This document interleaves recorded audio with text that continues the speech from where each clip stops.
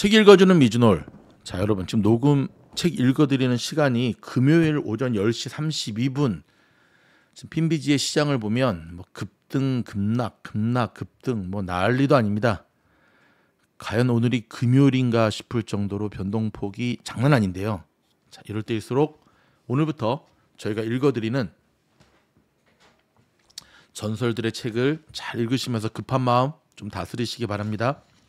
141쪽으로 들어갑니다. 제목: 미 증시의 아웃 퍼포먼스는 계속될까? 세계 투자자들이 미국 주식에 관심을 두는 이유는 간단하다. 미국 증시가 지난 10년 이상 세계 어떤 나라 증시보다 우수한 수익률을 보여왔기 때문이다. 펀드의 성과는 기본적으로 펀드 매니저가 펀드를 얼마나 잘 운용했느냐에 달렸지만 지난 10년간은 애플, 아마존, 마이크로소프트, 테슬라, 엔비디아 등 주로 미국 대형주를 편입했느냐 아니냐가 더 큰 영향을 미쳤다. 미국 주식을 편입한 펀드는 그렇지 않은 펀드보다 더 나은 성과를 낼 확률이 높았다는 얘기다. MSCI, 즉 모건 스탠리 캐피탈 인터내셔널에 따르면 S&P 500 지수와 MSCI 세계 지수는 1970년부터 따졌을 때 2009년까지는 성과에서 거의 차이가 없었다. 하지만 미국 증시가 글로벌 금융 위기 하락장에서 벗어난 2009년 4월부터는 확연한 차이가 난다. 뉴욕 증시의 S&P 500 지수는 384.1% 폭등했다. 그러나 MSCI 세계 지수는 2009년 4월부터 2023년 9월 15일까지 207.14% 상승하는 데 그쳤다. 거의 2배 가까이 차이가 난다. 게다가 미국의 증시는 그 기간에 다른 시장보다 훨씬 낮은 변동성을 나타냈다. 더 높은 수익률을 거두려면 더 많은 변동성 위험을 감수해야 한다는 기본적인 투자 원칙을 벗어난 것이다. 이거보다 좋은 거 없죠. 미국의 달러도 2010년에서 22년 유로, 파운드, 엔 등 주로 통화보다 누적 33% 상승했기에 환율 측면에서도 미국 자산에 투자하는 게 유리했다. 미국의 증시가 더 나은 수익률을 보인 것은 애플, 아마존, 메타, 넷플릭스, 알파벳, 마이크로소프트 등 미국 빅테크가 큰 폭으로 상승해온 것이 핵심 요인이다. 이들 기업은 압도적 성장성과 함께 높은 수익성까지 보여줬다. 이들 덕분에 미국 기업들은 펀더멘탈 자체가 다른 나라 기업보다 우수하게 나타났다. 모닝스타에 따르면 2011년부터 2022년까지 S&P 500 기업의 매출은 연평균 6.0% 성장했지만 미국을 제외한 선진국 증시에 속한 기업의 매출은 거의 늘지 않았다. 미국의 이와 같은 매출 증가율은 신흥시장 기업보다 거의 3배나 높았다. 또 미국의 기업들은 ROE죠. 자기자본 이익률 등 경영 효율성 측면에서 앞섰고 그 결과 더 좋은 재무지표를 갖고 있다. 미국의 기업들은 PE 측면에서 원래도 유럽, 일본, 아시아 등보다 높았지만 2010년 이후에는 격차가 더욱 커졌다. 23년 9월 7일 기준 S&P 500 지수의 PE는 향후 12개월 이익 추정치를 기준으로 19배에 달하지만 MSCI 세계지수는 16.1배에 그친다. 그것도 미국의 증시가 포함되어 있어서 높은 것이다. 미국과 캐나다를 제외한 선진국 지수인 MSCI EAFE 지수는 13배 수준이고 유로존 10개국을 따진 MSCI EMU 지수는 11.8배, 영국의 증시는 10.2배다. 신원 성장은 12배이며 2023년 들어 큰 폭으로 상승한 일본 증시가 14.7배로 그나마 높은 편이다. 월가일보에서는 국제 주식으로 포트폴리오를 분산할 것을 권한다. 미국 주식의 밸류에이션이 역사적으로 높아진 상태에서 더 나은 수익률을 거두기 어렵다는 것이다.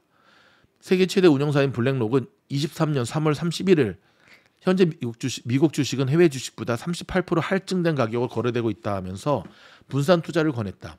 뱅가드도 지난 10년 동안 미국 주식 포트폴리오는 비슷한 국제 주식 포트폴리오보다 거의 2배 더 많은 이익을 냈겠지만 향후 10년은 매우 달라질 수 있다고 믿을 만한 이유가 있다고 밝혔다. 미국 주식과 달러의 가치가 공정 가치보다 높고 국제 주식은 그렇지 않다는 것이다.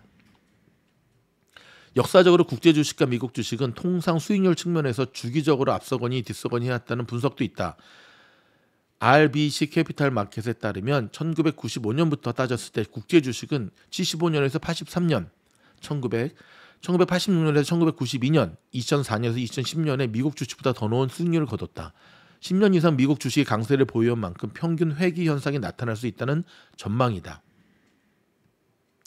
역사적으로 높은 수준에 있는 미 달러 가치가 떨어진다면 다른 나라 통화가 강세를 볼 것으로 예상되는 것도 국제 주식에 유리하다. 소시에테 제네랄 1973년 이후 미 달러는 연준이 마지막으로 기준금리를 인상한 이후 조금씩 기반을 잃는 경향이 있으며 연준이 완화 정책으로 돌아선 순간 매도가 시작됐다고 말했다. 달러가 약세를 보일 때는 환율 측면에서도 국제 주식이 유리할 뿐 아니라 미국 이외의 주식은 달러 약세가 이어지는 시기에 일반적으로 미국 주식보다 더 나은 성과를 내는 경향이 있다.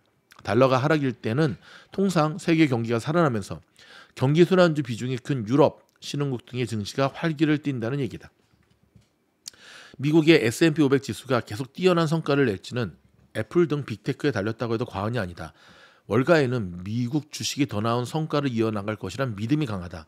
미국 시장이 P&E 측면에서는 비싸지만 기업의 높은 마진 등 강력한 펀더멘털을 고려할 때 이런 프리미엄이 유지될 수 있다는 얘기다. 특히 23년 AI 붐이 일면서 기술주에 대한 기대가 더 커졌다. 골드만삭스는 생성 AI의 광범위한 채택이 미국 증시의 새로운 돌파구가 되리라고 주장한다. 기업들이 AI 기술을 본격적으로 채택할 경우 생산성 개선으로 향후 20년간 S&P 500 기업들의 연평균 EPS 증가율이 5.4%에 달할 것으로 추정했다. 현재 시장 추정치는 4.9%인데 이보다 더 많아지리라는 전망이다. 특히 미국 증시엔 AI 부문의 선두 주자들이 자리 잡고 있으며 이에 따라 미국 기업들은 상대적으로 생성 AI에서 얼리 어댑터가 될 것으로 보았다. 노령화되는 인구 구조와 탈세계화, 증가하는 부채 등으로 세계 경제가 저성장을 이어간다면 성장성이 높은 빅테크가 상대적으로 주목받을 것이란 관측도 있다. 그러면 기술주 비중이 다른 나라보다 평균 2배가량 높은 미국 증시 아웃퍼포먼스도 유지될 수 있다. IMF는 23년 7월 제시한 세계 경제 전망에서 향후 5년간 세계 GDP 성장률 전망치를 23년 3%, 24년 3%로 제시했다. 2000년대 초반 4에서 5%보다 훨씬 하락한 수치다. 미국 주식에 비하면 유로존, 영국, 일본 이머징 마켓 주식은 밸류에이션 측면에서 싸다. 하지만 싼 데는 이유가 있다는 게 골드만삭스의 분석이다. 골드만삭스는 여러 국가로 분산된 포트폴리오가 필요하지만 미국 주식은 높이고 이머징 마켓은 낮추라고 조언한다. 골드만삭스는 중간 위험 정도를 선택하는 고객이라면 포트폴리오의 약 2%의 자산을 이머징 마켓에 할당을 하고 권한다. 골드만삭스는 2013년 이란 제목의 보고서에서 이머징 마켓에는 구조적 약점을 가진 국가가 많다. 중국을 포함한 이머징 마켓은 다소 부정적 견해를 갖고 있다라고 밝혔다. 주장의 이유는 뚜렷하다. 신흥국 시장보다 미국 기업의 EPS 성장률이 높고 주가 수익률도 높다는 것이다. 골드만삭스는 미국 주식의 밸류에이션이 비싸더라도 전략적으로 비중 확대를 유지하라고 제안한다. 미국의 자산 운용사 얼라이언스 번스타인은 확실히 미국 주식은 여전히 견고한 상승 장기 수익률을 잠재력을 제공하며 전략적 자산 분배에서 필수적인 구성 요소로 남아 있다. 다만 포트폴리오 다각화와 위험 분산 차원에서 국제 주식으로 다각화하는 것을 재검토할 필요가 있다고 조언한다. 오늘은 여기까지 읽어드리겠습니다. 고맙습니다.